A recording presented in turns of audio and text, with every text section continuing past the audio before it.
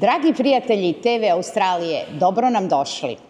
Kažu da se vrednost jednog čoveka ne meri onim što poseduje, već tragom koji ostavlja iza sebe. Za neke je to porodica, za druge posao, a za one koji svoj život posvete pomaganju drugima, taj trag ostaje u ljudima kojima su vratili nadu. Danas se nalazimo u prostorijama hrama Svetog Vasilija Ostroškog u Langwarrenu, mesta koje godinama okuplja naš narod, ali i pruža podršku brojnim humanitarnim akcijama. Među onima koji su prepoznali značaj pomaganja zajednici je i otac Milan Milutinović, aktivni sveštenik ovog hrama, koji zajedno sa vernicima podržava rad udruženja Humanitas. Moj današnji sagovornik je Predrag Matić, predstavnik Humanitasa za Australiju, jedan od osnivača organizacije i član njenog upravnog odbora. Dobrodošao. Dobro vi i meni došli. Peđa, pre nego što govorimo o Humanitasu, volela bih da te naši gledaoci upoznaju kao čoveka. Gde si odrastao, kakvo detinjstvo pamtiš i kako te je životni put doveo u Australiju? Hvala na pitanju. Prije svega da se zahvalim TV Australija za ovaj intervju. Veoma mi je drago. O meni, ja sam iz Banja Luke. Rođen sam tamo, došao sam u Australiju 2008. Kao i većina naših ljudi koji su silom prilika, zbog boljeg života i prilika su došli u ovu zemlju. Tu sam već, 18 godina, 17.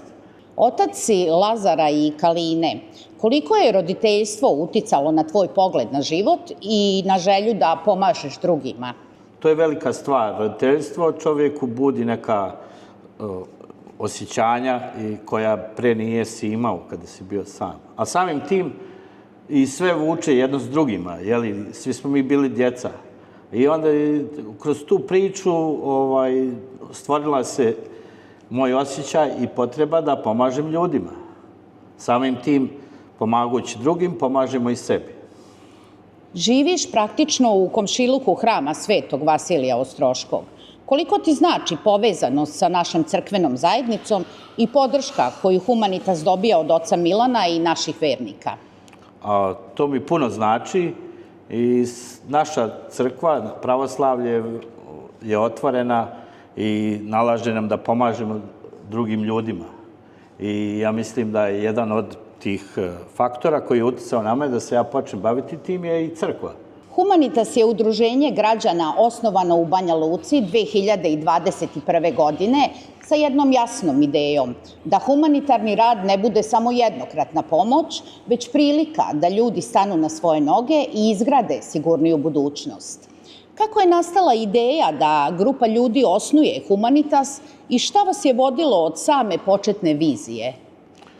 Pa ideja je nastala više zbog toga što smo dosta naših prijatelja koji smo poreklom iz Banja Luke i okolnih mjesta, smo ostavili kontakt i poslije toga kada smo se odselili iz naše zemlje i tako igrom prilika kroz koronu stvorila se ideja da nešto pomognemo našem narodu. I dalje smo, i tako smo se i organizovali. Nas petorica, koji smo i dalje u upravnom odboru, i sve je to krenulo od male ideje, neka prepiska i priča i evo, danas smo tu gdje jesmo i veoma sam ponosan na to što smo osnovali Humanitas. Lepo, lepo. Volela bih da se malo zadržimo na tome, jer se često uz Humanitas vezuje rečenica nemoj čoveku dati ribu, nego ga nauči da peca. Šta ta filozofija znači u svakodnevnom radu Humanitasa i možeš li izdvojiti neke projekte koji to najbolje potvrđuju? Jeste, baš tako. To je kineska poslovica stara koja kaže da čovjeku ne dademo ribu, nego naučimo pecati. Što je veoma onako i simpatično, a i u stvari ima dubinu veliku. Stvorila se ta ideja zato što, evo, jedan primjer kad ste već pitali, naveo bi, imali smo oca koji je samohran, živi u Kljajić, Marinko, ima ćerku i sina, koja je, nažalost, ćerka mu je nastradala u vožnji biciklom i trebala je terapija. Mi smo kao grupa Humanitas izašli na teren i vidjeli smo kako možemo najdugoročnije pomoći, pošto je to dug tretman rehabilitacije. I on je u tom svojom okruženju gdje živi imao jedan potok i mi smo, tako uz našu priču, sa njim, saradnji, predložili da mu napravimo ribnjak, koji bi bio stalni prihod, ne da stalno da mu pomažemo, nego da bi on mogao da pomogne svoje ćerke. I veoma uspješno smo to krenuli i to je ta ideja, što kažemo, i baš se poistovjetila sa tom poslovicom kineskom.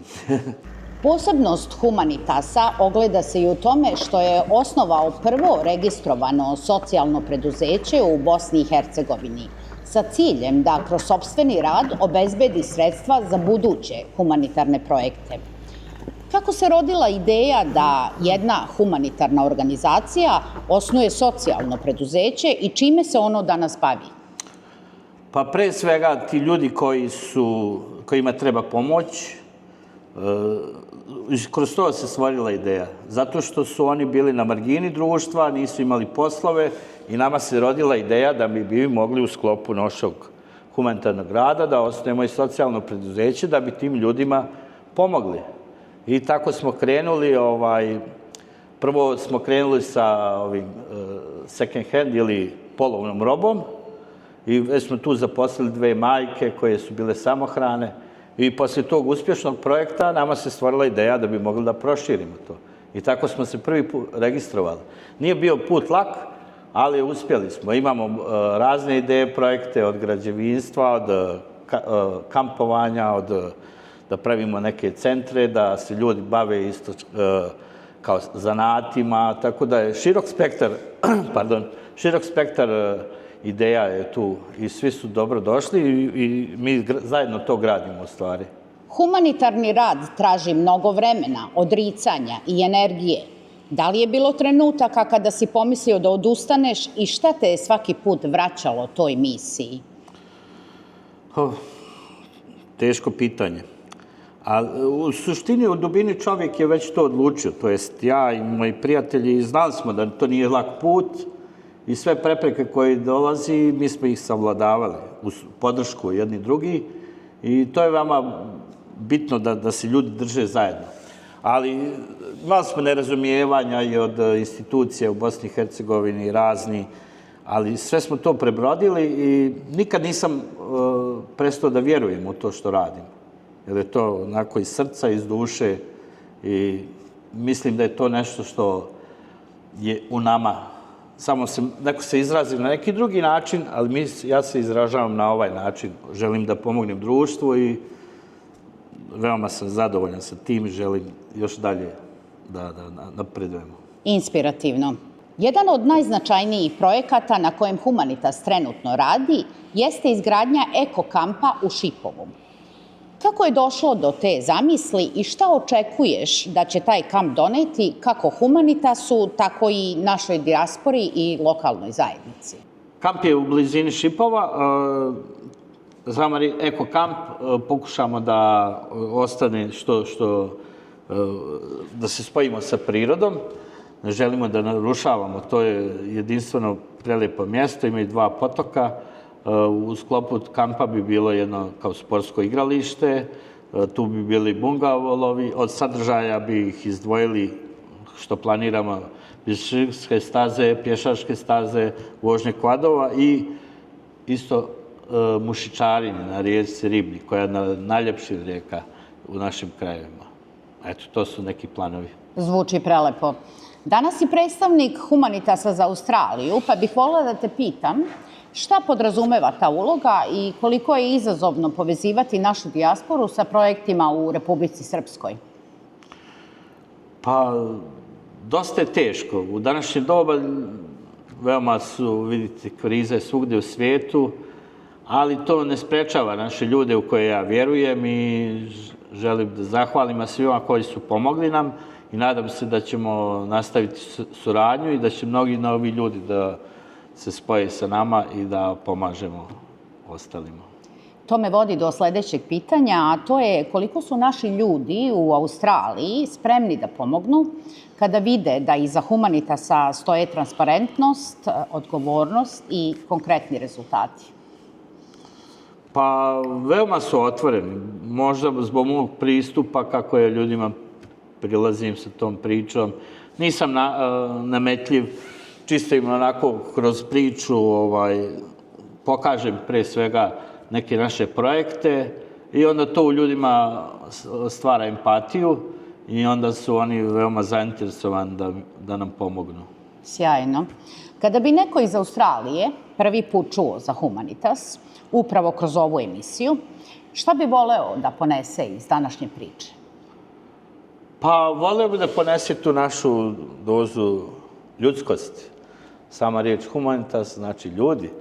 Voleo bi to i da možda i ne kroz nas, nego kod nekog da probudimo da ako smo mi već stvorili nešto, da bi bilo lepo i da drugome pomognemo.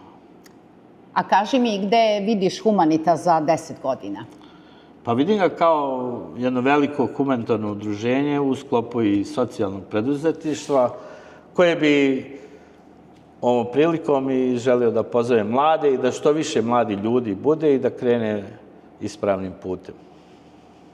Peđa, hvala ti na iskrenom razgovoru. Želim tebi i svim ljudima okupljenim oko Humanitasa mnogo sreće u budućim projektima.